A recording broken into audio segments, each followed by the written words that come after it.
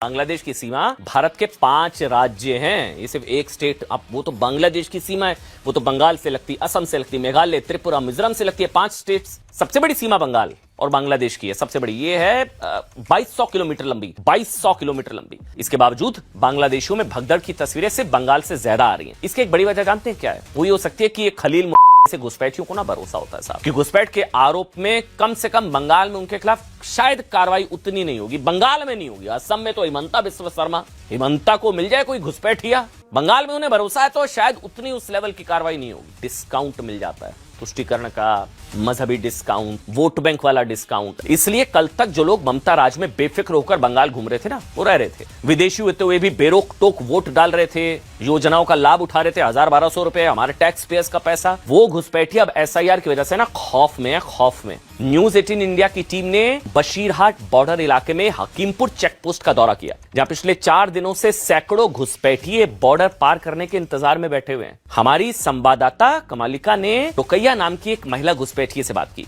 जिसने कहा कि उनके पास वोटर कार्ड है, उसने वोट भी डाला है, उसे वोट डालने के लिए 500 रुपए मिले थे। अब आप समझ कर देखिए ये कितना बड़ा रैकेट चल रहा था। कहते हैं SIR नहीं होना चाहिए, SIR नहीं होना चाहिए। कह रहे हैं वोटर कार्ड बन गया, आधार बन गया, वोटर कार्ड, उसको 500 रुपए वोट डालने के मिलते थे, इसलिए अब वो बांग्लादेश वापस जाना चाहती है क्योंककि 2002 के वोटर लिस्ट में ना उसका नाम नहीं है। भरे पड़े हैं ऐसे घुसपैठिए जो बंगाल में सरकारी योजनाओं का लाभ उठा रहे हैं। एक नहीं है, मेरून बेगम, शहनवाज, अबुल कलाम आजाद जैसे घुसपैठिए तो अपना वोटर कार्ड बनाकर भारत के वोटर बन चुके हैं। ये वोट डालते हैं, सरकारें चुनते हैं, पैसे मिलते हैं वोट डालने के, योजनाओं का लाभ उठा रहे हैं। सोचिए अगर विदेशी नागरिक बंगाल के चुनाव को प्रभावित कर रहे हैं तो लोकतंत्र के लिए कितना बड़ा खतरा है। ये लोग कहते हैं SIR से, शुद्धिकरण से लोकतंत्र खतरे में या इन घुसपैठियों की वजह से लोकतंत्र खतरे में। साहब ममता बनर्जी को वोट बैंक खिसकने का डर सता रहा है, ये कहती है बीजेपी। और TMC के नेता खुलकर कह रहे हैं कि SIR के बहाने घुसपैठियों को किसी ने हाथ लगाया ना, खैर नहीं। जैसे ही बशीरहाट बॉर्डर पर सूरज ढलता है वैसे ही सैकड़ों घुसपैठी अपने परिवार और सामान के साथ आने लगते हैं।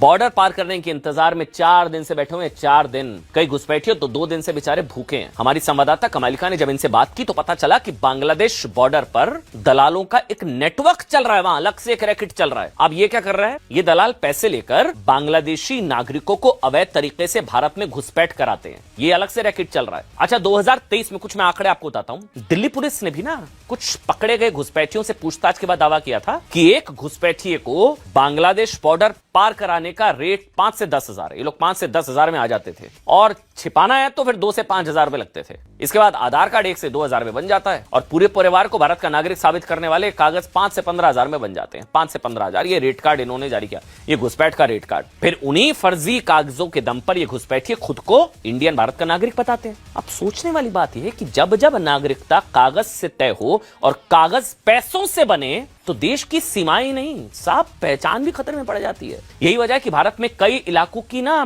डेमोग्राफी पलट गई है, बदल गई है, क्योंकि कई घुसपैठिए ऐसे देश में घुसकर दूसरों का हक मारते हैं। डेमोग्राफी पलट गई है, बदल गई है बॉर्डर एरियाज में। इसके बावजूद ये लोग कुछ पार्टियों, नेताओं के दुलारे हैं, ये कहने में कोई हिचकिचाहट नहीं है। लेकिन ये बयान सुनिए, उससे पहले एक सवाल अपने आप से पूछिएगा। हमारे देश में जितने भी जिले हैं, उसमें से कई ऐसे जिले होंगे जहां हिंदू मेजॉरिटी से माइनॉरिटी में आ गए हों। कई ऐसे जिले होंगे साहब, लेकिन शायद एक भी जिला ऐसा नहीं होगा, एक भी जिला जहां हिंदू माइनॉरिटी से मेजॉरिटी में आ गया हो।